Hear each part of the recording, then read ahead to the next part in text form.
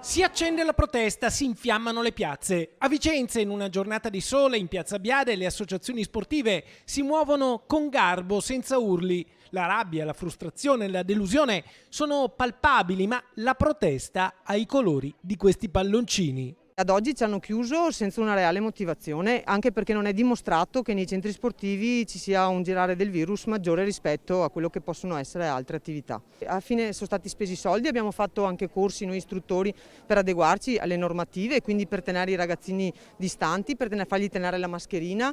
Abbiamo comunque cambiato il nostro modo di lavorare, sia in vasca, perché i tuffi comunque non li facevamo più, li facevamo a distanziamento. Cioè c'è stato tutto un lavoro che ad oggi non è stato premiato. Vano. Esatto. Abbiamo messo tutti quanti i simuli eccetera per mantenere il distanziamento, gel igienizzante, abbiamo la sanificazione. Controllo della temperatura? Controllo della temperatura, in palestra da me abbiamo persino messo i badge, ovvero prima c'è il termoscanner, dopodiché i badge per entrate e uscite della gente. Bene, ed è fatto tutto questo, investiti questi bei soldi, Conte Spese vi dice, a spese vostre, Conte vi ringrazia e vi dice bene, adesso potete chiudere. Chiudiamo. Esatto, chiudiamo e ricordiamoci, paghiamo le tasse, perché questo... Quindi avete un reddito, sì, se vi fanno lavorare.